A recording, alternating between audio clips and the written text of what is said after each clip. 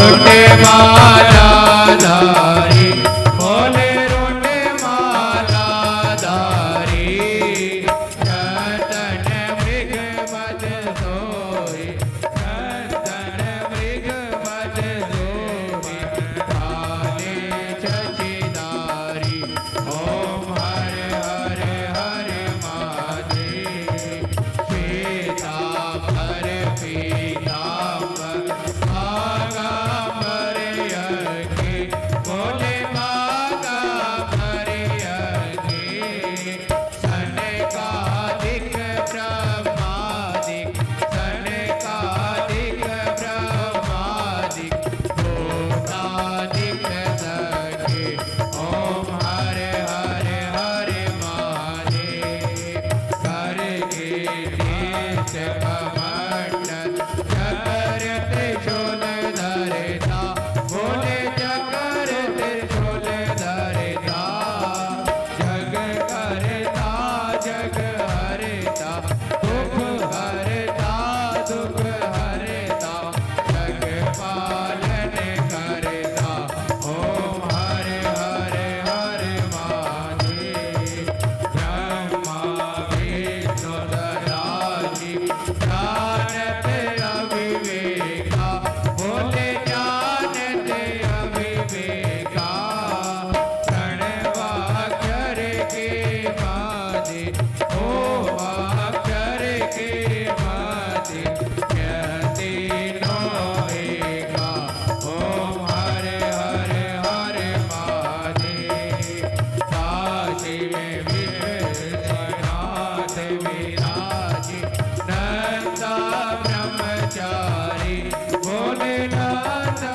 ब्रह्मचारी नित्य उठे भोग लगावत शंकर जी को भोग लगावत महिमा अति भारी ओम हर हर हर महादेव तेरा गुण शिव जी की आरती जो कोई नर गावे स्वामी प्रेम सहित गावे कहत शिवानंद स्वामी कहत हरि हर स्वामी मनवांछित फल पावे ओम हर हर हर महादेव जय शिव ओंकारा बोले पार्वती का प्यारा बोले पीवे मग प्याला बोले जटाओं में गंगा धारा बोले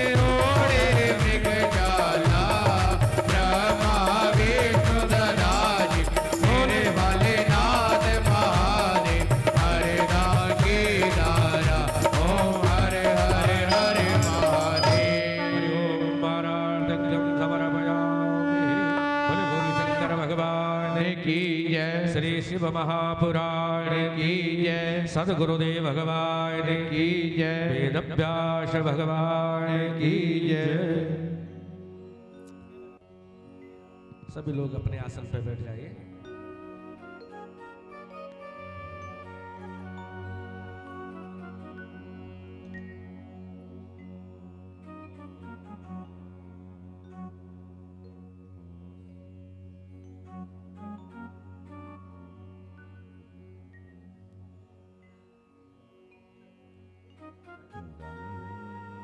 गणपते नमः।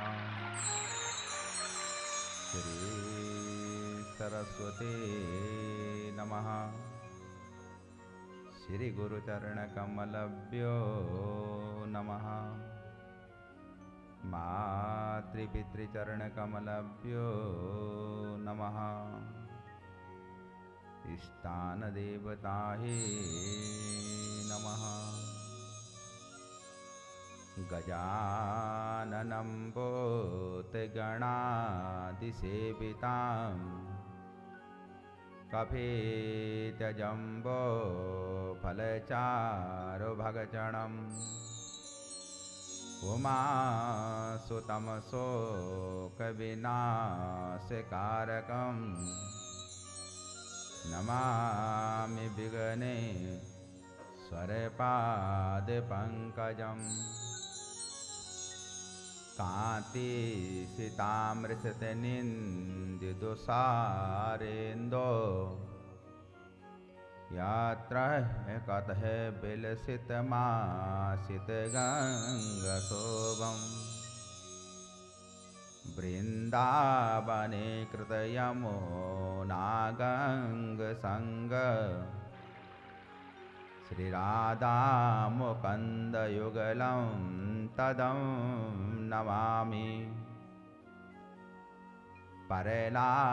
पारस्रपुण्डरीक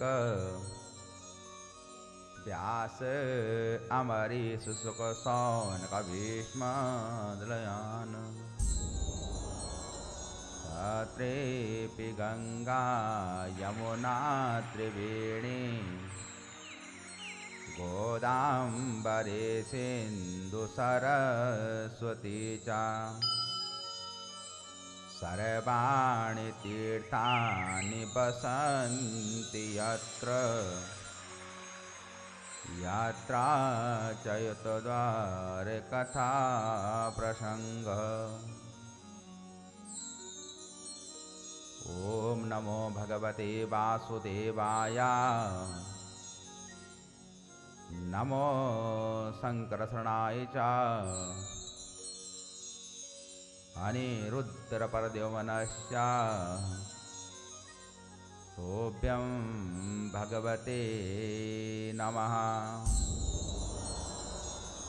नारायणं नमस्कृत्यं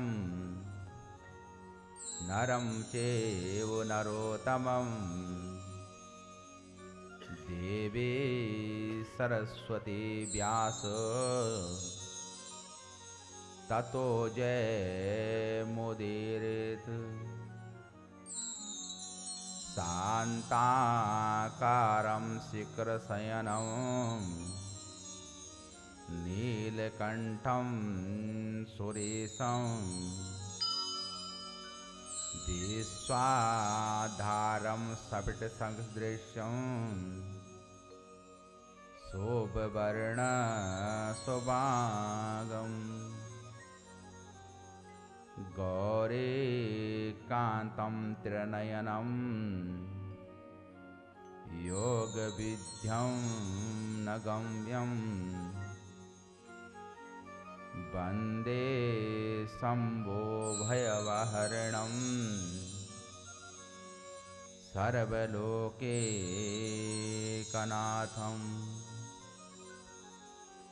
ॐ तत्पुरुषाय विद्महे महादेवाय च धीमहि तन्नो रुद्र प्रचोदयात्।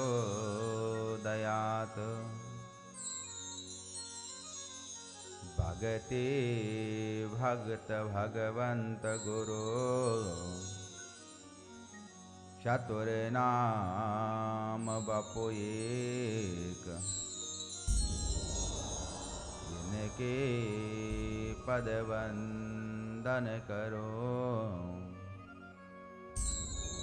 कोटि कटे कलेश। परम मंगलमय प्रात पर अखिलेश्वर अकारण करुणालय वरुणालय भक्त वंचित कलपतु तड़ित पीतांबरधारी त्रिनेत्रधारी भगवान शंकर की बांगमयी प्रतिमूर्ति भगवती पार्वती को प्रणाम करते हुए समस्त अष्टादश प्राणों को प्रणाम करते हुए वेद के मर्मज्ञ आचार्यों को प्रणाम करते हुए संगीत सुरों को प्रणाम करते हुए मात्र शक्तियों को प्रणाम करते हुए समस्त स्थानिक देवताओं को प्रणाम करते हुए और जहाँ तक हमारे शब्द वेदी वाणजारी वांत के जीव जंतुओं को प्रणाम करते हुए व्यास मंच से भगवान आशुतोष शंकर से बार बार निवेदन करते हुए हे शंकर जी समस्त जजमान परिवार का कल्याण हो, खूब भाग्य की वृद्धि हो, खूब आनंद की वृद्धि हो, खूब सुखों की वृद्धि हो, खूब समृद्धवान हो। इन्हीं अनेकानेक कामनाओं को ली हुई है आज शिव महापुराण के द्वितीय दिवस में प्रवेश। भगवान शंकर की उन्हीं मंगलमय कथाओं में जाने से पूर्व आइए महाराज अपने मन वाणी को पवित्र करने के लिए, भाव भावना अंतःकरण को शुद्ध करने के लिए आइए थोड़ी देर के लिए भगवान के नाम संकीर्तन में प्रवेश करें। तदुपरांत कथा क्रम को आगे बढ़ाएंगे। तो आइए सब बड़े भाव से बड़ी मीठी तालियों के साथ खूब आनंद को लिए हुए भगवान के इन्हीं मंगलमय संकीर्तन में प्रवेश करते हैं। आइए बड़े भाव से दर्शन करते हैं। आइए महाराज।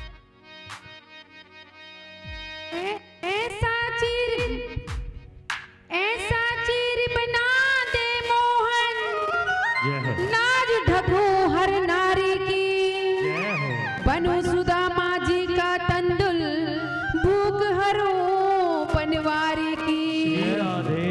पास बना दे मुझको गोविंद, मुरली बन तेरे कर जाऊं, छूकर अधर तुम्हारे मोहन, राधा के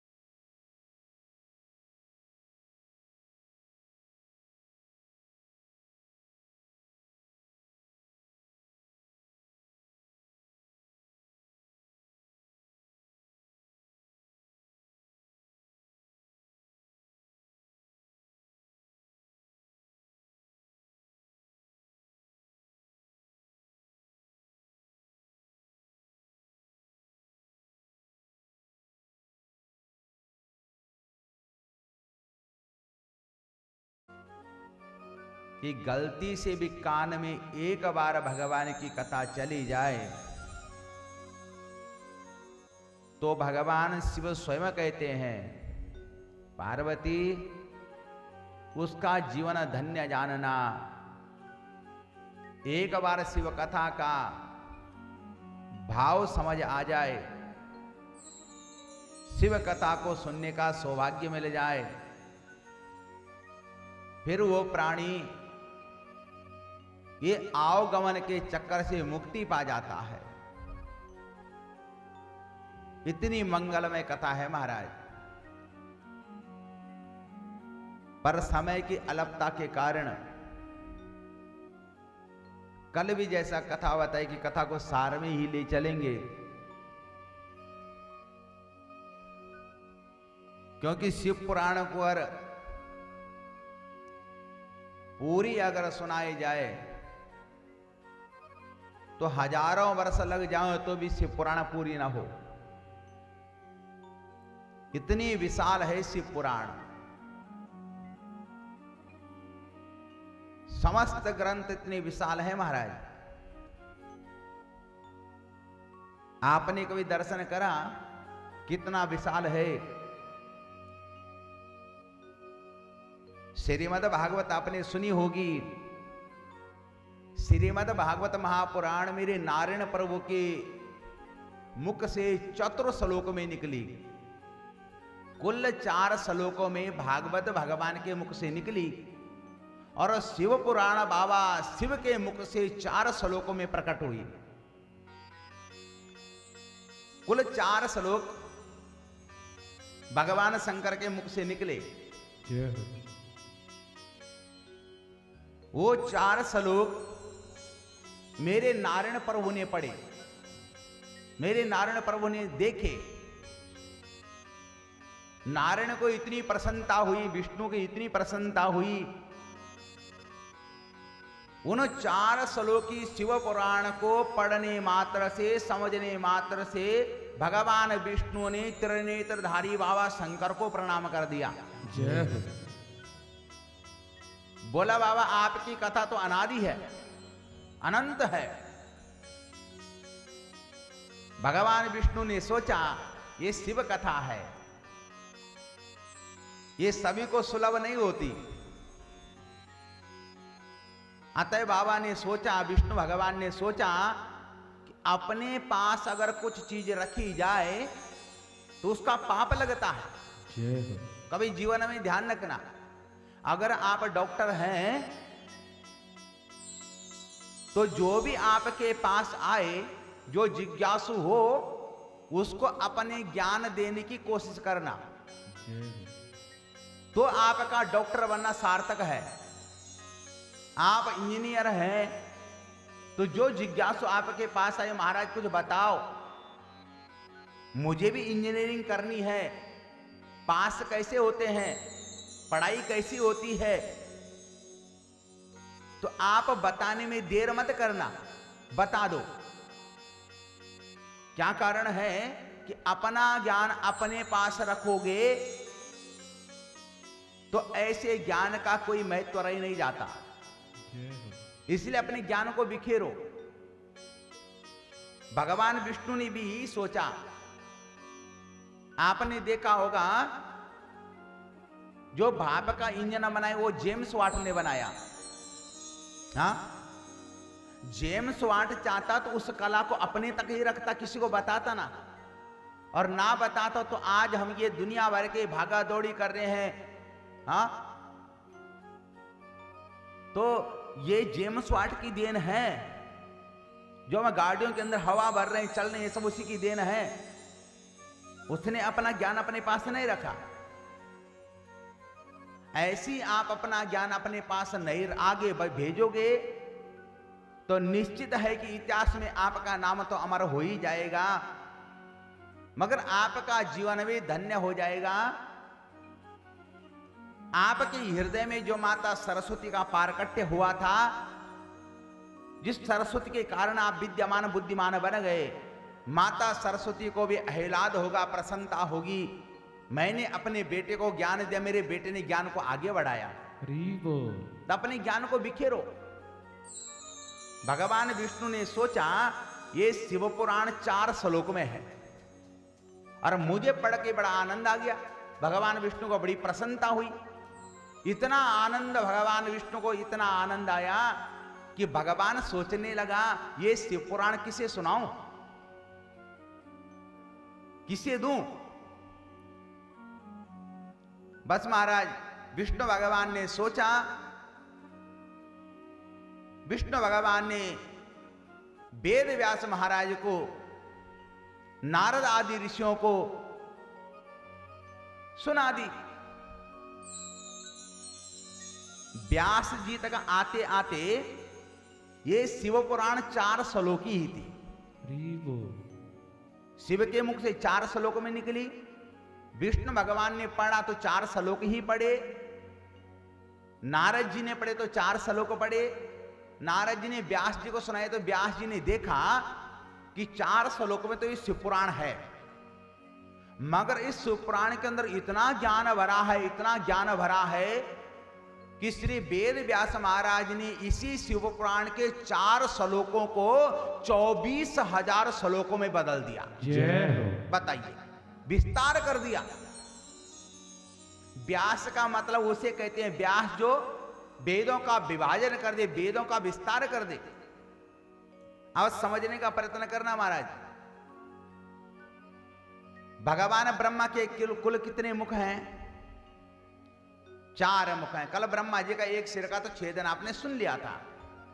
जो मुख गाली दे रहा था, जो अहंकार कर रहा था, वो तो भगवान शिव ने काट दिया और अब ब्रह्मत्य से मुक्ति भी पा ली। तो ब्रह्मा जी ने जब ये शिव पुराण को पढ़ा 4 श्लोकों में, तो ब्रह्मा जी के 4 सिर भी, भगवान ब्रह्मा के 4 मुख भी इन 4 श्लोकों को 8 में नहीं बदल सके। ब्रह्मा जी ने 4 श्लोक ही पढ़े 4 मुखों से। ब्रह्मा जी ने विस्तार नहीं कर सके। ब्रह्मा जी 4 मुख वाला ब्रह्मा जिस 4 श्लोक का विस्तार नहीं कर सका, उन्हीं 4 श्लोकों को वेद व्यास महाराज ने 24,000 श्लोकों में बना दिया। व्यास जी का मुख 1 है और ब्रह्मा जी के मुख 4 हैं। 4 मुख से जो ब्रह्मा नहीं कर सका, वो 1 मुख वाला व्यास कर गया। 24,000 श्लोकों में बदल दी। ऐसी महाराज शौनक आदि ऋषि कहते हैं, हम उस ब्रह्मा से पहले उस व्यास को प्रणाम करते हैं। नमामि व्यासाय विशाल बुद्धि। जय। उस व्यास की विशाल बुद्धि को प्रणाम करते हैं, जिसने 4 श्लोकों को 24,000 में बदल दिया, अर्थात शिव कथा को अनंत लिख दिया। ये तो आप सभी जानते हैं। इसी कथा क्रम में आगे चलेंगे। 24,000 की दिव्य संहिता बड़े भाव से अब श्रवण करना महाराज। आज नारद बाबा ने अपने पिता ब्रह्मा जी से पूछा। ब्रह्मा जी के जो 10वें बेटे हैं उनका नाम है नारद। नारद जी गोदी से पैदा हुए। एक बार नारद जी ने अपने पिता से पूछा, ये पिताश्री आप तो ब्रह्म ज्ञानी हैं, कृपा करके मुझे सारी शिव पुराण को सुनाओ, सारे वेदों का सार सुनाओ। तब ब्रह्मा जी बोला, बेटा नारद, जो कुछ तुम्हारे साथ जीवन में घटा सो बेटा तुमको याद तो है नहीं, सो हम तुम्हें याद दिलाते हैं। आज ब्रह्मा जी नारद को याद दिला रहे हैं कि तुम्हारे साथ क्या हुआ था। नारद जी बड़े ध्यान से सुन रहे हैं। नारद जी कोतकी हैं। नारद महाराज ने पूछा और ब्रह्मा ने कहा, हे नारद, एक बार की बात है बेटा, एक दिन तुम हिमालय की गुफा में गए, हिमालय की कंदराओं में गए। उस हिमालय में, उस कैलाश में जहां बाबा शंकर विराजमान रहता है, जय हो। एक बार नारद जी हिमालय में गए, एक गुफा में चले गए। नारद जी ने देखा वहां का वातावरण इतना सुंदर, हिमालय का वातावरण ऐसा लगता था जैसे शरद महाराज बसंत ऋतु का आगमन हो गया हो। हर जगह फल फूल रहे थे, अनेक प्रकार के मृगों के झुंड घूम रहे थे, अनेक प्रकार का आनंद था। जहां अनेक प्रकार के तालाब थे, जहां अनेक प्रकार के परमहंस बैठे हैं, अनेक सिद्ध महात्माओं को नारद ने देखा। नारद जी को हिमालय की गुफा बहुत प्यारी लगी, अच्छी लगी। जय हो। नारद ने सोचा चलो यहां तपस्या कर लेता हूं, जगह बहुत बढ़िया है तो तपस्या कर लूं। तपस्या करने में जाता क्या है, बस हिमालय की एक कंदरा में, एक गुफा में नारद जी घुस गया। नारद महाराज ने समाधि लगा ली, प्राणायाम चढ़ाया। ध्यान रखना, भजन उसी से हो सकता है जो प्राणायाम करता है, अर्थात जो अपने जीवन से गुस्से को निकाल दे। भागवत में हम कई बार कहते हैं महाराज प्राणायाम चढ़ाओ। कैसे चढ़ाएं प्राणायाम? नाभि से श्वास को खींचना है और अपने सिर पर इकट्ठी करनी है। ये जो खोपड़ी है बहुत गर्म होती है महाराज। अब जिसकी खोपड़ी गर्म होती है उसे गुस्सा बहुत आता है। जय हो। और क्रोधी व्यक्ति से कभी भजन होता नहीं, क्रोधी आदमी से कुछ अच्छा होता नहीं। तप पूजा पाठ धर्म कर्म तो शांत व्यक्ति ही कर सकता है, जिसके जीवन में क्रोध ना हो। इसलिए भगवान की पूजा में मन ना लगे तो सवेरे उठ करके पहले प्राणायाम करना है, जय हो। ध्यान समाधि लगानी है, श्वास को लंबा खींचना है, सिर पर इकट्ठी करना है। और महाराज इतनी देर रोकनी है जितना देर आप रोक सको श्वास को। फिर नाकों के बल भार डालो, इसको रूटीन बना लो, आपके जीवन का क्रोध चला जाएगा। और महाराज बड़ी बात यह है कि रोज करो। आपके सामने कोई फनाता हुआ आ जाए, गुस्से में आ जाए, तो एक बार लंबी श्वास खींच लेना, आपका गुस्सा तभी खत्म हो जाएगा। अगर भगवान के भजन में, कथा में, कीर्तन में मन लगाना हो तो। जय। नारद बाबा ने हिमालय की कंदरा में ध्यान लगाया, प्राणायाम चढ़ाया, अपने दिलो दिमाग को ठीक करा। बाबा शांत हुआ और नारद बाबा ने तप करना शुरू कर दिया। जय।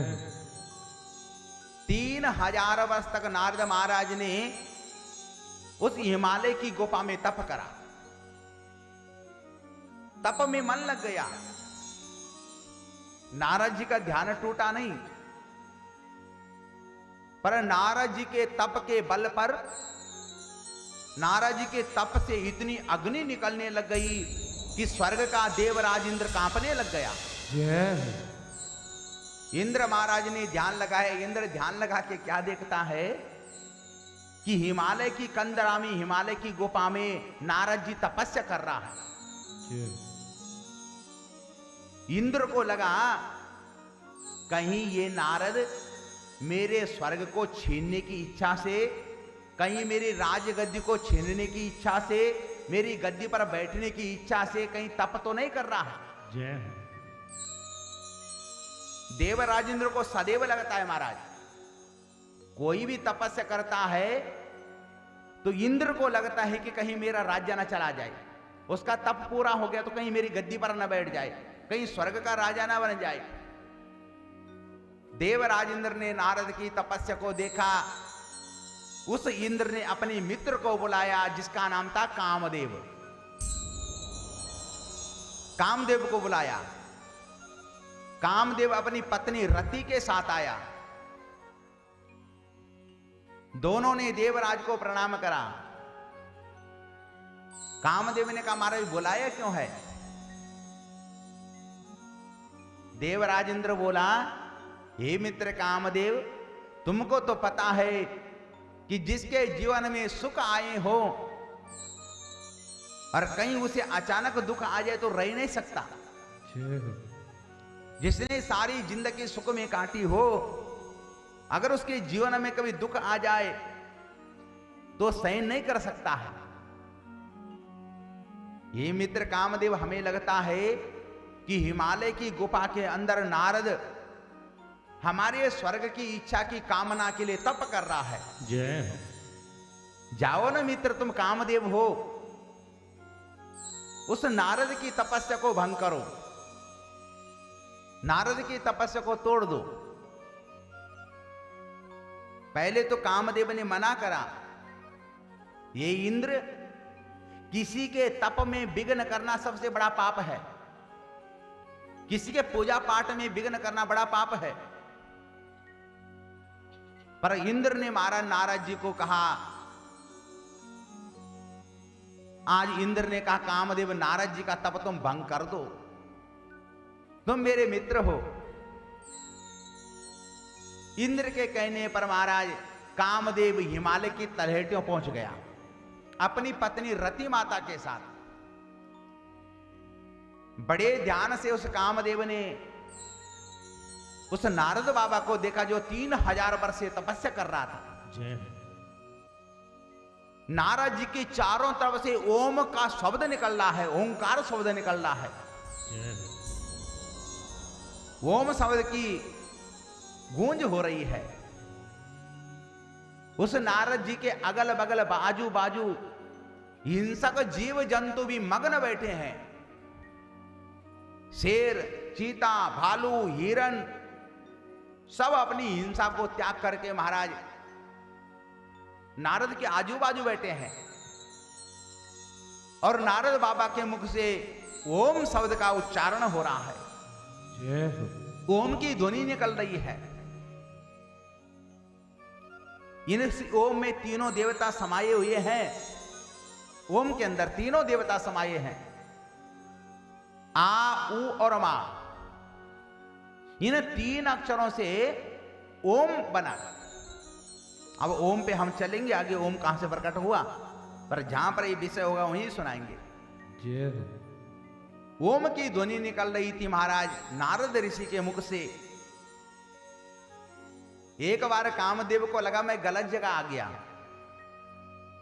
कामदेव को डर है, क्योंकि कामदेव जानता है जिस गुफा में नारद जी तपस्या कर रहे हैं उसी गुफा में कई हजार वर्ष पहले बाबा शंकर भी तपस्या करके गया है। और इसी गुफा में बाबा शंकर ने उस कामदेव को जला दिया था। कामदेव भस्म हो गया था। डर रहा था महाराज कामदेव। पर इंद्र ने भेजा है, मित्र ने भेजा है, सहयोग करना चाहिए। कामदेव और कामदेव की पत्नी ने काम बाण छोड़े। जय हो। मानो ऐसा लगता था जैसे बसंत ऋतु का आगमन आ गया हो। चारों तरफ का वातावरण बड़ा उत्तम हो गया, जय हो। सुगंधमय हो गया, आनंदमय हो गया, भगवंतमय हो गया। जितने भी जीव जंतु थे, इन जीव जंतुओं को भी कामदेव ने मोहित करने की सोची, मगर कामदेव किसी को मोहित नहीं कर सका। जय हो। रति कामदेव ने नारद की तपस्या को भंग करना चाहा मगर कर नहीं सके। जय वही सोई जो राम रचे राखा। होना तो वही होता जो भगवान ने रचा है महाराज। कामदेव अपनी पत्नी रति के साथ स्वर्ग चला गया। देवराज इंद्र को कहा, इंद्र मैंने बहुत प्रयत्न करा उस नारद की तपस्या को भंग करने का, मगर नारद जी अपनी जगह से टसमस हुए नहीं। जय हो। कामदेव भी हार मान गया। कामदेव ने 2 जगह जिंदगी में हार मानी। इस कामदेव ने जो सबको काम पीड़ित कर देता है, सारी दुनिया को काम पीड़ित कर देता है। आपने कल प्रसंग सुना, कामदेव ने ब्रह्मा जी को भी मोहित कर दिया। जय हो। और वो ब्रह्मा अपनी बेटी सरस्वती से विवाह करना चाहते। कल आपने प्रसंग सुना, कामवेग सताया ब्रह्मा को। कामदेव ने ब्रह्मा को भी नहीं छोड़ा, उस विधाता को भी नहीं छोड़ा जो सर्जन करता है, जो सृष्टि को बनाता है। पर आज कामदेव नारद की तपस्या को भंग नहीं कर सका। इंद्र को कहा मेरे बस का नहीं है, जो कुछ मेरे पास था सो मैंने वो बाण चला दिए, अब मेरे बस का है नहीं। इंद्र घबरा गया महाराज। कुछ समय बाद नारद ऋषि की तपस्या समाप्त हुई। नारद ऋषि ने ध्यान में क्या देखा कि कामदेव मेरा तप भंग करने आया था और इंद्र ने भेजा था, पर कामदेव मेरी तपस्या को भंग नहीं कर सका। उस नारद को अहंकार हो गया, घमंड हो गया। नारद ने सोचा मेरे पिता ब्रह्मा की समाधि को विचलित करने वाला कामदेव, सारी दुनिया को हिलाने वाला, बाबा शंकर की तपस्या को भी भंग करने वाला कामदेव ने मेरी तपस्या भंग नहीं कर सका। जय। नारद ने सोचा, घमंड आ गया। देखिए महाराज, रूप आए तो नचाकत आ जाती है और धन आ जाए तो मद आ ही जाता है। पर ध्यान रखना, धन का घमंड, रूप का घमंड, ज्ञान का घमंड, ये आदमी को गर्त में डाल देते हैं और ऐसे गर्त में डालते उठने का मौका नहीं देते हैं। आपने शास्त्रों में खूब सुना होगा, भगवान कहते ना मैं तेरे रूप से प्रसन्न होता हूं, न जाति से। तुम कौन से वर्ण के हो, कौन सी जाति के हो, कितने सुंदर हो, कितने पढ़े लिखे हो, कितने ज्ञानी हो। भगवान कहते मैं ऐसा कुछ नहीं देखता, तो क्या देखता हूं? भगवान कहते हैं तेरे मन में कैसी निष्कपट भक्ति है, मैं वो देखता हूं। जय। भगवान अगर जाति को देखते तो मेरे राम जी ने तो सबरी के जूठे बेर खा लिए। भगवान ज्ञानी पुरुष को पहले दर्शन देता तो आपने भागवत के 8वें स्कंद में कथा सुनी होगी, गजेंद्र मोक्ष की कथा आती है, गजेंद्र मोक्ष की। वो गजराज, वो हाथी तो अनपढ़ था, फिर भी भगवान ने गजराज को तार दिया। और न भगवान उम्र देखता, आपकी उम्र क्या है। अगर भगवान उम्र को ही देखता तो 5 वर्ष के ध्रुव को भगवान ने दर्शन दे दिया। इसलिए भगवान ना उम्र देखता है, ना आपकी डिग्री को देखता है, ना आपके धन को देखता है। भगवान तो देखता है कैसे भाव लिए बैठा है, कितना ज्ञानी है, कितना प्रेम करता है, कितना निष्कपट है। आज नारद जी को बड़ा घमंड हो गया, मेरे से बड़ा ज्ञानी, मेरे से बड़ा तप करने वाला कोई हो नहीं सकता। और देखे महाराज, अहंकार का बीज जब आता है जीवन में तो मिटा के छोड़ता है। जय। उस ब्रह्म ऋषि नारद को घमंड हो गया, उस सारंग पाणी को आज बड़ा घमंड हो गया महाराज अपने तप का। मन में सोचा, उस नारद ने जिस गुफा में मैं तप कर रहा हूं, इसी गुफा में बाबा शंकर ने भी तपस्या करी थी, मगर कामदेव ने बाबा शंकर के तपस्या को भंग कर दिया था इसी जगह पर। जय। इसका मतलब मैं बड़ा हूं, शंकर से भी बड़ा हूं। आज वही नारद जी बाबा शंकर के पास कैलाश में गए। कैलाश में बाबा को प्रणाम करा, प्रणाम हो बाबा। शंकर बाबा तो अति निर्मल स्वभाव है। नारद जी को आसन दिया, नारद जी को बिठाया, जलपान कराया। बाबा शंकर ने पूछा, नारद जी बेटा, नारद बेटा कहां से आ रहे हो? नारद जी जो पहले कुछ बोलता था ना, पहले के बोलने में अब के बोलने में नारद के भाव अलग थे। नारद जी बोला, हे बाबा शंकर क्या बताऊं, पर तुम पूछ रहे तो सो बता देता हूं। हे शंकर जी, ये भोलेनाथ, जिस गुफा में तुमने तपस्या करी थी उसी गुफा में मैंने भी तपस्या करी, और तुम्हारे तप को भंग कर दिया था उस कामदेव ने, मगर मेरी तपस्या को भंग नहीं कर सका। शंकर बाबा ने सुना तो शंकर बाबा को दुख हुआ।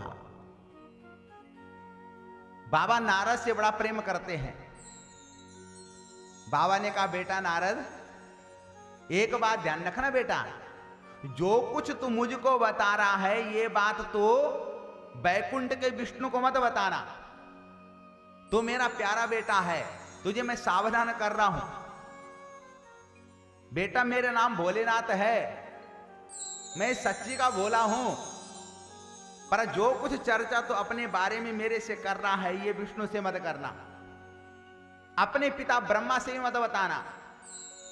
नारद जी को मन ही मन लगा, मेरी तप के फल से ये भगवान शंकर भी जलने लग गया है, नफरत करने लग गया है। बस महाराज, उस नारद ने विदा ली और अपने पिता के ब्रह्मा के पास ब्रह्मलोक गया। पिता को प्रणाम करा, पिता को कहा, ये जगत सृष्टा, ये जगत को बनाने वाले पिता ब्रह्मा, आप तो जानते हैं तुम्हारे बेटे ने कामदेव को भी पराजित कर दिया है, तुम्हारे बेटे ने कामदेव को भी पराजित कर दिया है। ब्रह्मा जी ने नारद को समझाया, बेटा मैं तेरा बाप हूं, तुमने जो कुछ मुझे बताया वो तो ठीक है, मैं बाप के हिसाब से चुप हूं, क्योंकि बाप बेटे को क्षमा करता है। पर बेटा यही बात तो बैकुंठ के विष्णु को मत बताना। ब्रह्मा जी ने सोचा, मेरा बाप भी मेरे तप से जलने लग गया, नफरत करने लग गया, ईर्ष्या करने लग गया है। अपने पिता से विदा लेकर के नारद मुनि पहुंच गया बैकुंठ में। किसको बताऊं, पेट में दर्द हो रहा है नारद का। अब होते बथेरों को पेट में दर्द, जब तक कोई बात बताई नहीं तब तक उनको पाचन ही नहीं होता। हाँ अच्छा, होता है ऐसा ना? अच्छा जरा बताओ, ऐसा किसको होता है सबसे ज्यादा, स्त्री की पुरुष को? चलो आप ही बताओ किसको होता? स्त्री को होता है। अब आप ही बता रहे, हम तो बता नहीं रहे, ये आप ही बता रहे हैं। मरोड़े मरते हैं पेट में जब तक बताया नहीं दो चारों को। जय हो। हाँ होता है ना? आपने श्रीमद् भागवत सुनी होगी। श्रीमद् भागवत में चरित्र आता है महाराज, बड़ा दिव्य चरित्र आता है। भगवान कृष्ण की जो दूसरी पत्नी है उनका नाम है सत्यभामा। जय हो। सत्यभामा के पिता का नाम है सत्राजीत। सत्राजीत भगवान की सूर्य की मणि को लेकर के एक दिन कृष्ण के दरबार गया। आपने सुना होगा, कृष्ण के दरबार गया। अब उस मणि की विशेषता थी महाराज, 8 क्विंटल सोना रोज निकालती थी, देती थी। भगवान कृष्ण ने पूछा उस सत्राजीत से, सत्राजीत तेरे गले में जो मणि है क्या करती है? बोला महाराज 8 क्विंटल सोना रोज देती है। भगवान कृष्ण ने कहा ऐसा करो सत्राजीत, ये मणि हमें दे दो, 6 क्विंटल अपने पास हम रखेंगे, 2 क्विंटल तुझे रोज पहुंचाया करेंगे। ये सरकारी राजस्व में दे दे। सत्राजीत ने दी नहीं, घर गया। सत्राजीत का छोटा भाई है प्रसेन, एक दिन परसेन के गले में वो मणि दे दी। परसेन मणि पहन के चला गया जंगलों में शेर ने खा लिया। सत्राजित को पता लगा कि मेरे भाई परसेन को शेर ने मार दिया है और मणि कहीं चली गई। सत्राजित को लगा कि शायद भगवान कृष्ण ने मेरे छोटे भाई को मरवा दिया मणि के बाने। जय हो। मणि लेना चाहता था। मैं महल में गया था और कृष्ण मणि को मांग रहा था। अब बहम का तो कोई इलाज नहीं महाराज। बड़े बड़े घर हमने नाश होते हुए देख ले बहम के कारण। अगर घरों का सर्वनाश हुआ, पति पत्नी में मतभेद हुआ, तो एक बहम के कारण हुआ, शक के कारण हुआ। इसलिए शक्की पुरुष ज्यादा देर चलते नहीं। जीवन में सब कुछ करना, मगर घर में एक बार कलेश बढ़ गया ना, तो ध्यान रखना, कर्ज मर्ज और बहम जीवन में 3 वत पालना। जितने जल्दी हो इनका निपटारा कर दो। कर्जा बढ़ेगा तो गड़बड़ हो जाएगी, मर्ज रोग बढ़ेगा तो खराब हो जाएगा, इसको खत्म कर दो। अरे बहम जीवन में बहम आ जाए तो बहम को मिटा दो, नहीं तो तीनों विनाश की ओर ले जाते हैं। भगवान कृष्ण ने सोचा हम पर बेकार का कलंक लग गया। सत्राजित महाराज ने जब देखा कि मेरा भाई मर गया है और मणि चली गई है, तो सत्राजित बीमार पड़ गया। सत्राजित बीमार पड़ गया। सत्राजित की पत्नी सत्राजित के पास आई। अरे स्वामी तुम्हें क्या हो गया? इतने सुंदर थे तुम, हाँ? महाराज तुम्हारे मुख मंडल पर बड़ी सुंदर आभा थी, हंसते बहुत थे महाराज, तुम खाते बहुत थे, परिवार के साथ बात बड़ी सुंदर करते थे। 3 दिन से देख रहा हूं महाराज मैं, तुम न तो खा रहे हो, न सो रहे हो, न बोल रहे हो। सत्राजित की पत्नी सत्राजित को बोली, क्या हो गया तुम्हें? सत्राजित ने गर्दन हिला दी, कुछ नहीं हुआ। अपनी मन की बात अपनी पत्नी को नहीं बताना चाहते हैं, पत्नी को नहीं बताना चाहते। सत्राजित की पत्नी महाराज सत्राजित का हाथ पकड़ा, है स्वामी ऐसा भी क्या दुख है तुमको, जरा बताओ तो सही, दुख क्या है तुमको, कष्ट तो बताओ। क्या मुझ पर विश्वास नहीं? सत्राजित ने कहा नहीं नहीं देवी, ऐसी कोई बात नहीं है। तो बताते क्यों नहीं हो? सत्राजित की पत्नी ने कसम करवा दी सत्राजित से, आपको मेरी कसम बताओ, तुम 3 दिन से खाना नहीं खा रहे हो, तुम्हारा मुख मलिन हो गया, टेंशन में बहुत हो, तुम जरा बताओ कारण क्या है? सत्राजित तो बोला, प्रिय एक बात बताऊं, मैं बता तो दूंगा तुझे, पर देवी पहले मेरी कसम कर, तो कहीं बताएगी नहीं। सत्राजित की पत्नी ने हाथ उठाया, सत्राजित की खोपड़ी पर रखा, आपकी कसम किसी को बताऊंगी नहीं। सत्राजित को बेचारे को विश्वास आ गया। पत्नी के कान में बोला, है देवी हमें तो लगता है इस कृष्ण ने मणि के बदले हमारे भाई को मरवा दिया। जय हो। इतने कहा था बस महाराज। फिर क्या हुआ? सत्राजित ना बोल करके सो गया। श्याम को बोला था सत्राजित की पत्नी को, सत्राजित ने, कि मेरे भाई को कृष्ण ने मरवा दिया मणि के बदले। सारी रात उसको नींद नहीं आई, सत्राजित की पत्नी को नींद ही नहीं आई, पलटी मारते सारी रात। सत्राजित ने पूछा सोती क्यों नहीं है? नींद नहीं आ रही है। क्यों नींद नहीं आ रही है? सत्राजित की पत्नी कुछ नहीं बोली, पेट में मरोड़े हो रहे हैं, कब रात खुले कब मैं कहूं। हाँ, ब्रह्म मुहूर्त हुआ, सत्राजित की पत्नी पानी भरने तालाब पर गई। पहले कुआं होता था, वही में बाल्टी बाहर डाल के बाहर निकालते थे। सत्राजित की पत्नी सूर्योदय से पहले तालाब पर पहुंच गई, कुएं पर पहुंच गई। देखती रही, अभी कोई सही ले आएगी, तभी कोई सही ले आएगी। आ गई 5-4 सहेलियां पानी भरने के लिए। सत्राजित की पत्नी का इतना मुंह गुमार लिए किनारे पर बैठी है। सहेलियों ने कहा क्या हो गया बहना, रोज तो हंसती थी, रामा रुमी करती थी, आज हो क्या गया जरा बता। सत्राजित की पत्नी 3-4 बार गर्दन हिलाई, कुछ नहीं हुआ। पर सहेलियों ने पूछा बता तो सही, तो रोज हंसती थी, आज हो क्या गया। सत्राजित की पत्नी बोली किसी को बताओगे तो नहीं।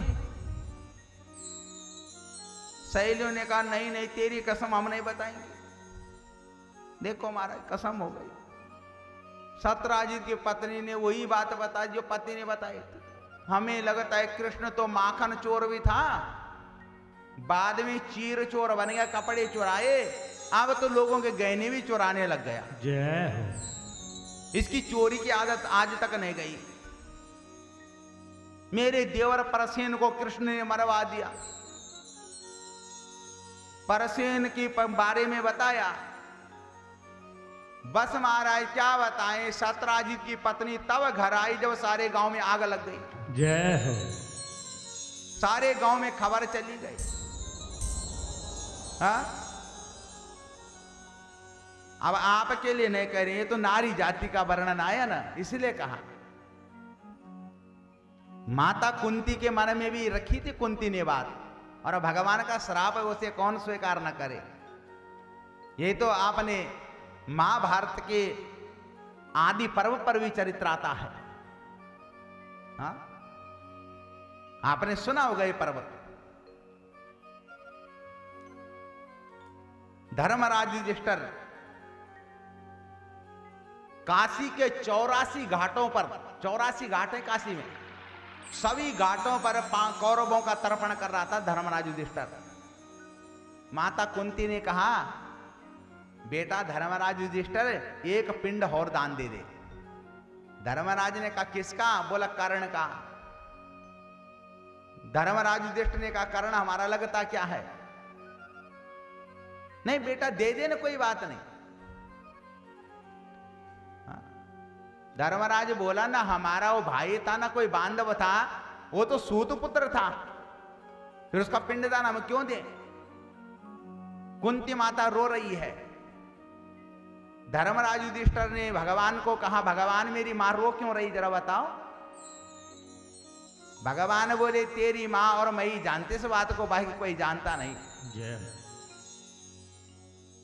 भगवान ने कह दिया हे धर्मराज तुम्हारा बड़ा भाई कर्ण था, क्योंकि जब तुम्हारी माता कुंती अविवाहिता थी, जब विवाह नहीं हुआ था, जब ये कुमारी थी, उस समय कर्ण पैदा हो गया था। युधिष्ठिर ने सुना तो रोया धर्मराज, पांचों पांडव रोए। अपनी मां को कहा हे माता, अपने बड़े भाई कर्ण को हमने बड़ा तिरस्कार करा, हर जगह अपने भाई कर्ण को नीचा दिखाया, अपनी इन हाथों से हमने कर्ण को मारा। हे माता एक बार तूने बताया नहीं कि कर्ण हमारा बड़ा भाई था। हे माता हमारे बड़े भाई को तुमने हमारे हाथों मरवा दिया, भाई के मरने का पाप हमें लगा दिया। बस धर्मराज ने उसी समय अपनी मां को श्राप दे दिया, माता बड़े भाई को हमारे हाथों मरवाया तुमने, इसलिए माता मैं समस्त नारी जाति को श्राप देता हूं, जो बात तुमने माता आज तक पेट में छुपा के रखी, आज के बाद किसी स्त्री के पेट में बात ना पचे। अब क्या करें? कभी आजमाए जीवन में, बहुत देर तक कोई पेट में बात रही हो, नहीं रह सकती है। आज यही तो हो रहा है। आज इस नारद जी को भी ऐसी लग रहा है, इनके मन में जो चल रहा है, बैकुंठ पहुंच गए, भगवान को प्रणाम करा, भगवान ने नारद को गले लगाया, नारद को कहा बेटा नारद कहां से आ रहे हो? माता लक्ष्मी ने कहा बेटा कहां से आ रहे हो? नारद ने मालूम क्या भाषा बोली? नारद बोला माता क्या बताऊं, हे भगवान विष्णु क्या बताऊं, आप तो जानते हो भगवान, आप तो अंतर्यामी हैं। जिस गुफा में बाबा शंकर ने तपस्या करी थी, कामदेव ने उनका तप भंग कर दिया था, उसी गुफा में मैंने तपस्या करी बाबा। जय हो। और तुम्हारा पुत्र ये नारद, तुम्हारा ये भक्त नारद, इसके तप में कोई विघ्न पैदा नहीं कर सका। भगवान विष्णु ने सुना तो भगवान का दिमाग बदल गया। भगवान के मन के विचार आया। मन ही मन भगवान विष्णु ने ध्यान करा महाराज बाबा शंकर का। जो भगवान शंकर चाहेंगे होगा तो वही। जय हो। भगवान विष्णु ने बाबा शंकर से आशीर्वाद मांगा। ये बाबा शंकर, ये नारद मेरे पास अपनी तारीफ को लेके आ गया है, अपने बड़प्पन को लेके आ गया है। मानो बाबा शंकर ने विष्णु को कहा हो, हे विष्णु, इस नारद का घमंड दूर करो। आज महाराज भगवान विष्णु ने नारद को समझाया, हे नारद तू सारंग पाणी है। जय हो। हे नारद तू मेरा भक्त है। हे नारद बेटा तुमसे बड़ा कोई संत हो नहीं सकता। जैसा जैसा भगवान विष्णु नारद जी की तारीफ करते जाते, नारद का घमंड और बढ़ता जाता। जय हो। घमंड बढ़ता गया।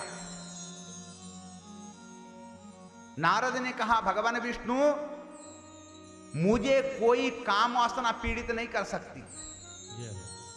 एक नहीं 1000 कामदेव भी मेरे सामने प्रकट हो जाए तो भी मेरे जीवन में काम वासना आ नहीं सकती। जय हो। भगवान विष्णु ने सोचा, बेटा तेरा कल्याण मैं करूंगा। नारद जी ने भगवान से विदा ली। हे प्रभु मुझे अब जाना है, मैं पर्यटक हूं, मैं घूमता रहता हूं। नारद जी चले। भगवान विष्णु ने शिव की माया से जिस मार्ग से नारद जी जा रहे थे उसी मार्ग में एक भव्य महल बना दिया। भव्य महल, जय हो। बड़ा दिव्य महल बना दिया।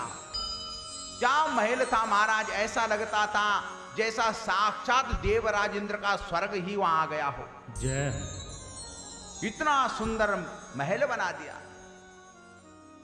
भगवान विष्णु ने अपनी माया से। नारद जी जा रहे थे। नारद जी को उस महल में नजर पड़ी। नारद जी ने सोचा, जरा देखो ये महल किसका है। नारद जी उतर गए। क्या देखता है नारद, उस महल का एक राजा है जिसका नाम है शीलनिधि। वो शीलनिधि राजा अपनी बेटी का स्वयंवर रच रहा है। सारी दुनिया के राजाओं को आमंत्रण दिया है। शीलनिधि नामक राजा की एक ही बेटी है और उस बेटी के स्वयंवर के लिए दुनिया भर के राजा एकत्र हैं। नारद जी गया तो उस शीलनिधि राजा ने नारद जी का आदर और सत्कार करा। आओ ब्रह्म ऋषि बैठो। पूछ लिया नारद ने शीलनिधि राजा को, अरे राजन तुम्हारा भवन इतना सुंदर बना रखा है, अनेक प्रकार के फूल तोरण लगे हैं, बताओ कारण क्या है। शीलनिधि राजा बोला, नारद जी मैंने अपनी बेटी का स्वयंवर रचा है। सारी दुनिया के राजा और राजकुमारों को बुलाया है। मेरी बेटी सुंदर से वर का वर्ण करना चाहती है। महाराज नारद ने कहा, राजन एक बार अपनी बेटी को दिखाओ मुझे। शीलनिधि राजा ने अपनी बेटी नारद को दिखाई और जैसी नारद को दिखाई, नारद के मन में काम वासना पीड़ित हो गई। जय हो। नारद के मन में भाव आए, इतनी सुंदर कन्या और किसी और के गले में जयमाला डाले, मैं ऐसा होने नहीं दूंगा। जय। नारद ने सोचा, मुझसे बढ़िया सुंदर कोई हो नहीं सकता। नारद बगल में गया, थोड़ा किनारे गया। शीलनिधि राजा के आंगन में तालाब था। उस तालाब में नारद ने अपना चेहरा देखा। क्या देखता है, नारद का चेहरा बहुत सुंदर नहीं है। नारद ने मन में सोचा कि स्त्रियों को तो एक ही बात अच्छी लगती है कि पुरुष में सुंदरता होनी चाहिए। जय स्त्री सदैव सुंदरता को महाराज प्राप्त करती है। स्त्रियां सुंदरता दिखते, सुंदरता कहां है? जय पर नारद जी ने जब अपना चेहरा देखा ना, नारद जी ने सोचा, नारद के मन में आया कि मैं तो सुंदर हूं नहीं और राजकुमारी इतनी सुंदर है, ये अवश्य किसी अच्छे का वर्ण करेगी। जय बस महाराज नारद जी उसी समय निकले और बैकुंठ में गए। सुनना बड़े ध्यान से, बैकुंठ में गए, विष्णु के पास गए, भगवान विष्णु को प्रणाम करा। भगवान विष्णु बोले, नारद बेटा क्यों आए हो? अरे बेटा नारद तुम आए क्यों हो? नारद ने कहा, हे भगवान आप तो जानते हो मैं आपका परम भक्त हूं, जय आपके बगैर मेरा जीवन नहीं, आपके बगैर मैं अधूरा। भगवान विष्णु बोला, बेटा तेरे से बढ़िया भक्त तो मेरा दुनिया में कोई है नहीं, बता बेटा आया क्यों है, किस लिए आया है? नारद बोला, प्रभु मैं आपका अगर सच्चा भक्त हूं तो मेरी एक बात मानोगे? भगवान बोले, एक क्या 100 बात मानूंगा मैं तेरी, जय बता क्या बात है? नारद बोला, प्रभु आप अपनी पत्नी के साथ बड़े ऐशो आराम से इस बैकुंठ में रह रहे हैं। ब्रह्मलोक में मेरा पिता सरस्वती के साथ रह रहा है, जय वो देवराज इंद्र सची माता के साथ स्वर्ग में रह रहा है, बाबा शंकर पार्वती के साथ प्रसन्न है। क्या भगवान विष्णु आपको नहीं लगता कि तुम्हारा पुत्र नारद भी अपनी पत्नी के साथ कहीं रहे? जय भगवान बोले, क्या मतलब? बोला, प्रभु अगर मैं आपका भक्त हूं तो मैं कुछ मांगने आया हूं, मेरा मन विवाह करने का हो रहा है प्रभु। पर हे प्रभु जिस स्त्री को मैं अभी अभी देख के आया हूं वो बहुत सुंदर है, जय और वो इतनी सुंदर है कि स्त्रियों को तो सुंदरता अच्छी लगती है। हे प्रभु मेरा चेहरा ज्यादा सुंदर नहीं है, क्या अपना चेहरा 2 दिन के लिए उधारा दे दोगे? जय नारद बोला कि विष्णु भगवान तुमसे सुंदर तो कोई है नहीं।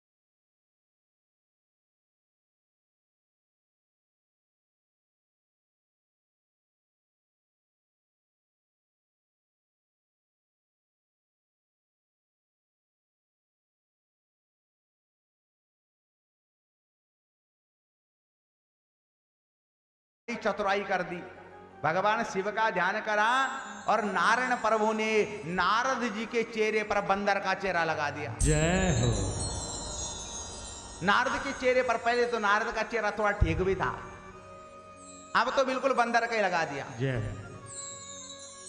भगवान अंतर ध्यान हो गए। अब नारद जी ने एक बार ये नहीं सोचा कि अपना चेहरा किसी शीशे में जाके देख लूं, जय क्योंकि मन में खलबली मची थी कि कब मैं जयमाला डालूं, कब मैं विवाह करूं। चेहरा देखने के तो और भी दिन है। नारद ने सोचा चेहरा मैंने 2 दिन के लिए उधार मांगा है। नारद महाराज जी सोचा, नारद ने भगवान विष्णु ने अपना चेहरा मुझे दे दिया, बस उसी चेहरे को लेकर के महाराज पहुंच गया वो नारद शील निधि राजा के दरबार में, जय हो जहां बड़ा दिव्य महल लगा था। दुनिया भर के राजा आ रखे हैं, बड़े बड़े राजा हैं। नारद जी किसी राजा और राजकुमार के बीच नहीं बैठा। क्यों नहीं बैठा?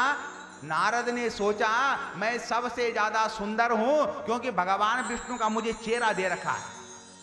अब हमारा चेहरा कैसा है, शीशे के आगे खड़े होंगे तभी पता लगेगा चेहरा कैसा है। जय हाँ, अब नारद को नहीं पता कि मेरा चेहरा भगवान ने बंदर का बना दिया। नारद जी जिस लाइन में राजा बैठे थे कोने में जाके बैठ गया।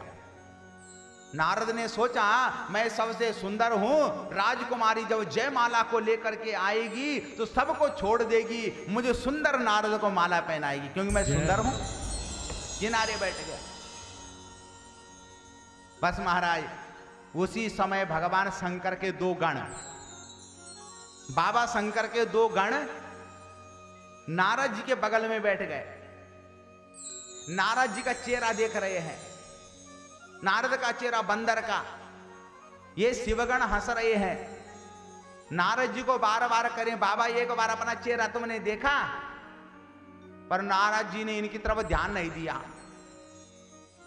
नारद ने सोचा मेरे चेहरे को देख के जल रही है, नफरत कर रही है, इतना सुंदर चेहरे को देख करके ईर्ष्या कर रहे हैं। नारद जी ने शिवगणों की तरफ ध्यान नहीं दिया।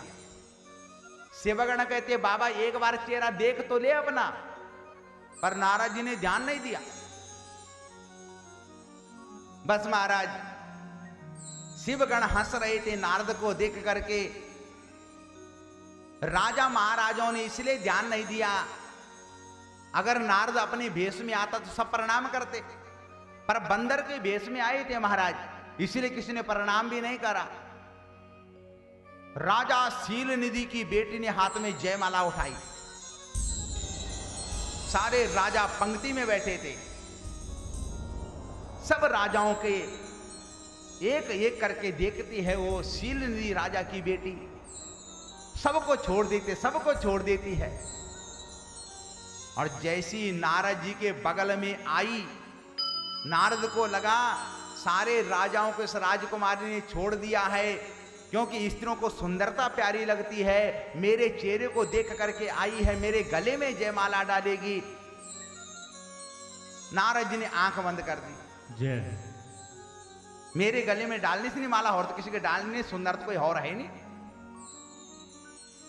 नारद ने आंख बंद कर दी।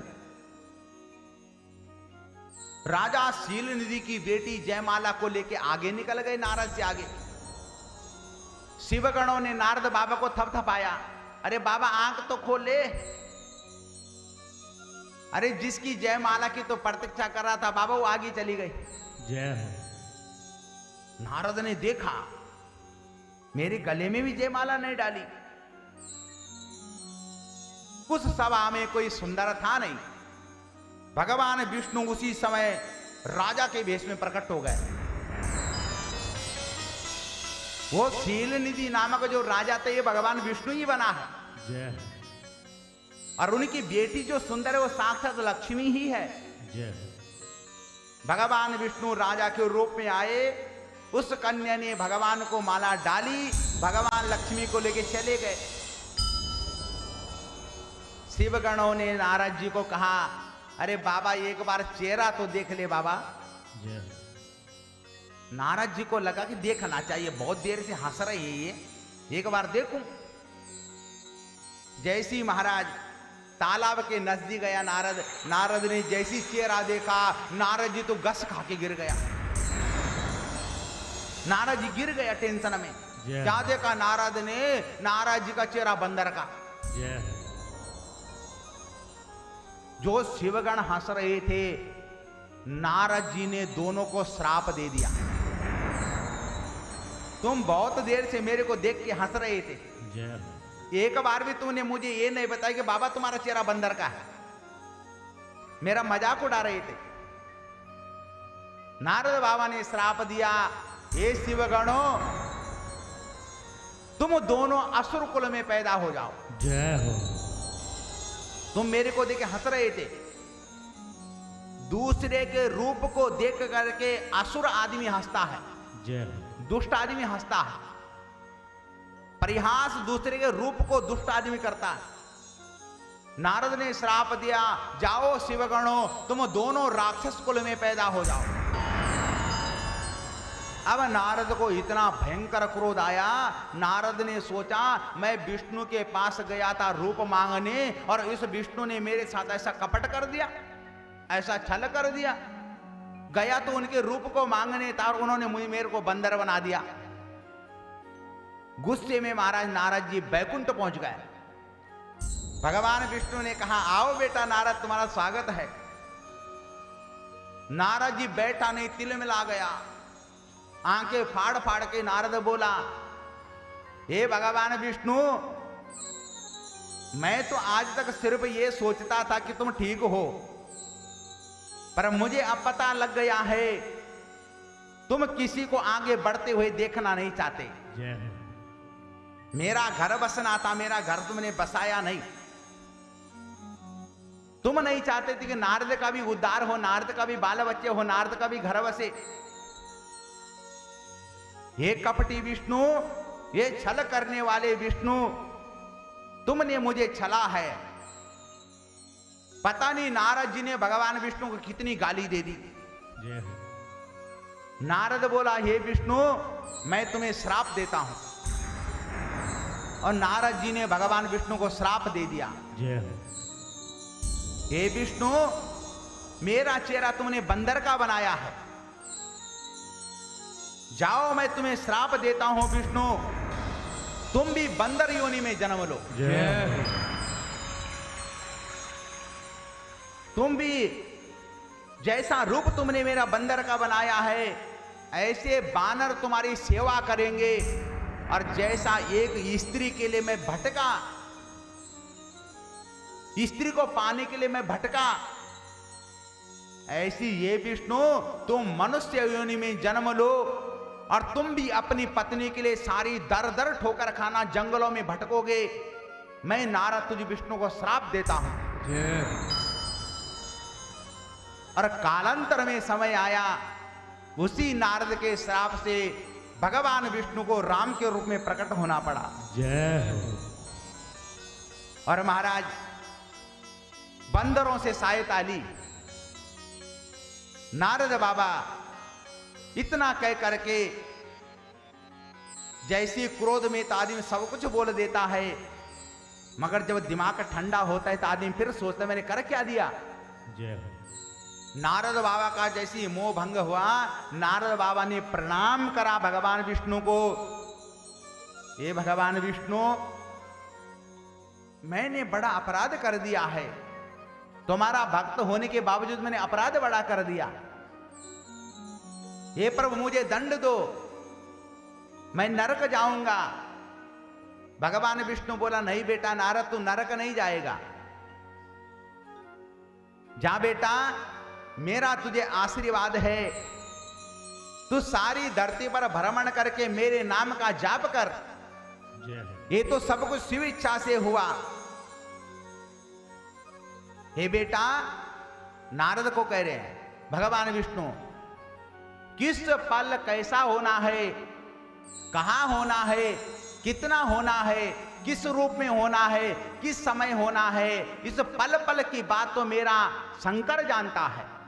विष्णु भगवान बोले, बेटा नारद, जो कुछ तुमने मेरे साथ करा, मुझे श्राप दिया, ये शिव कृपा से दिया, ये शिव माया से हुआ। अरे बेटा, मैंने तुम्हें बंदर बनाया, ये शिव माया से हुआ। बेटा तो ब्रह्मचारी है, और एक ब्रह्मचारी को मैं कैसे उसका ब्रह्मचार्य का व्रत तोड़ सकता था। मैंने इसीलिए तुम्हें बंदर बनाया। पर बेटा, ये तो शिव ही जानता है, ये शिव कृपा से है महाराज। पल पल की बात तो भगवान शंकर ही जाने।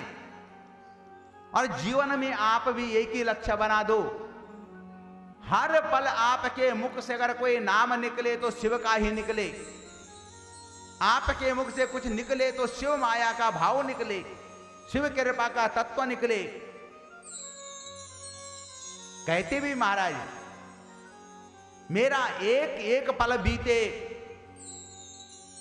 तो ये शंकर तेरी माया में बीते। मेरे मुख से पल पल कुछ निकले तो पंच अक्षरी मंत्र निकले, ओम नमो शिवाय। ध्यान रखना, पंच अक्षरी मंत्र का नितांत जाप करने वाले के जीवन में कोई रोग भी नहीं आता है। ध्यान रखना, ओम नमः शिवाय ये पंच अक्षरी मंत्र है।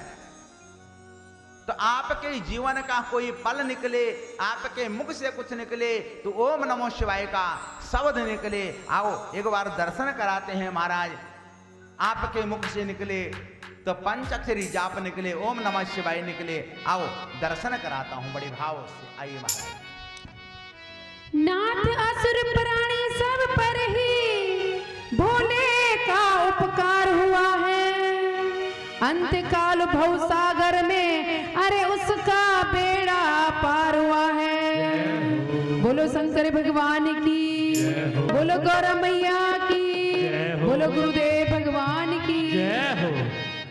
तेरा पल पल बीता जाए मुख से जप ले नमः शिवाय। तेरा पल पल बीता जाए मुख से जप ले नमः शिवाय। तेरा पल पल बीता जाए मुख से जप ले नमः शिवाय। तेरा पल पल बीता जाए मुख से जप ले नमः शिवाय। ओम नमः शिवाय, ओम नमः शिवाय। ओम नमः शिवाय, ओम नमः शिवाय। ओम नमः शिवाय, ओम नमः शिवाय। ओम नमः शिवाय, ओम नमः शिवाय।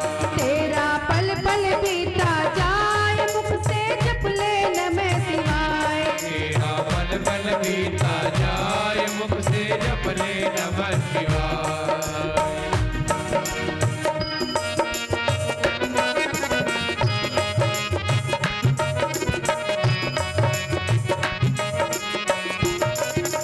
हरि बोल।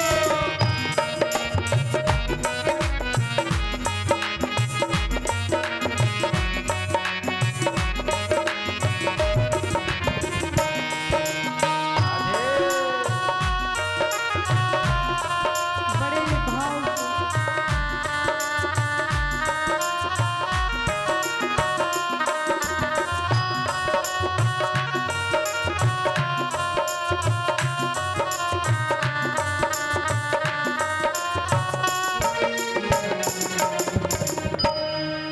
ये दुनिया पंछी का मेला, पंछी का मेला उड़ जाना है एक दिन अकेला।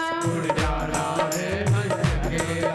ये दुनिया पंछी का मेला, दुनिया पंछी का मेला समझो उड़ जाना है अकेला। जो उड़ जाना है अकेला। तेरा तन मन साथ न जाए मुख से जप ले नमः शिवाय।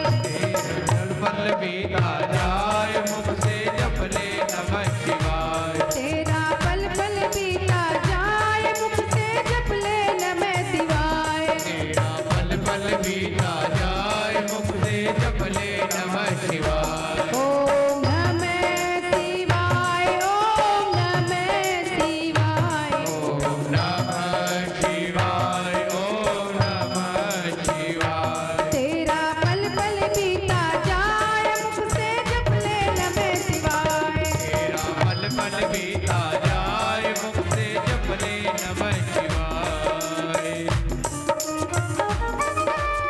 भाव से मीठी मीठी तालों के साथ।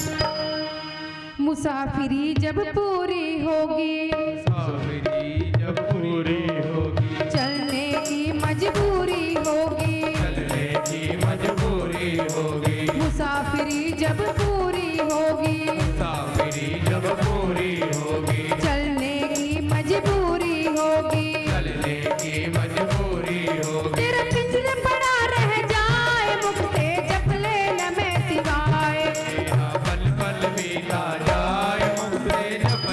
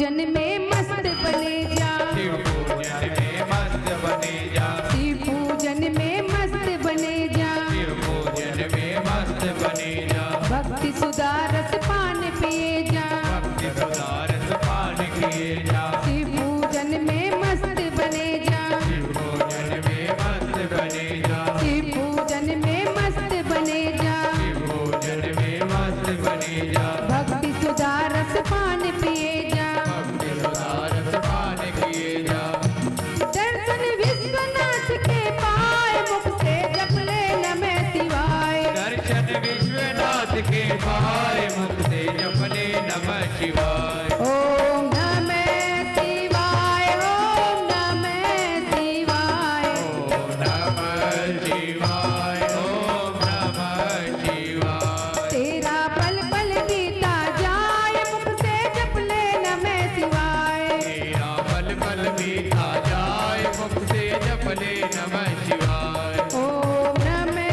शिवाय, ओम नमः शिवाय, ओम नमः शिवाय, ओम नमः शिवाय। ओम नमः शिवाय, ओम नमः शिवाय, ओम नमः शिवाय, ओम नमः शिवाय। ओम नमः शिवाय, ओम नमः शिवाय।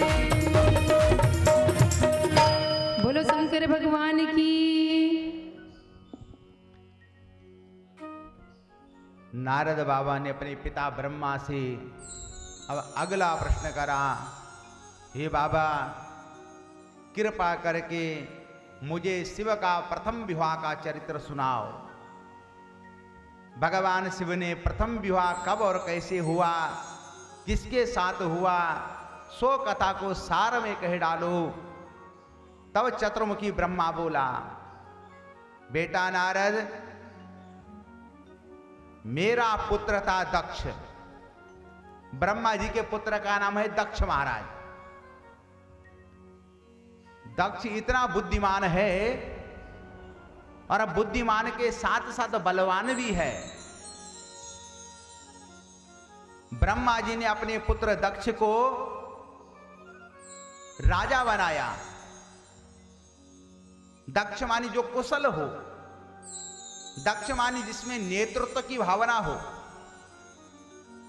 अर्थात प्रजा पालन में निपुण हो, सबको एक मार्ग जोड़ने का काम जो करता हो, सब कार्य में जो कुशल हो उसे दक्ष कहते हैं। ब्रह्मा जी ने अपने बेटे दक्ष को चक्रवर्ती घोषित कर दिया, राजा घोषित कर दिया। एक दिन ब्रह्मा अपने बेटे दक्ष से बोले, बेटा दक्ष, तुम सृष्टि को बढ़ाओ। महाराज दक्ष ने अपने 10,000 पुत्र प्रकट करे। 10,000 सुनना ध्यान से।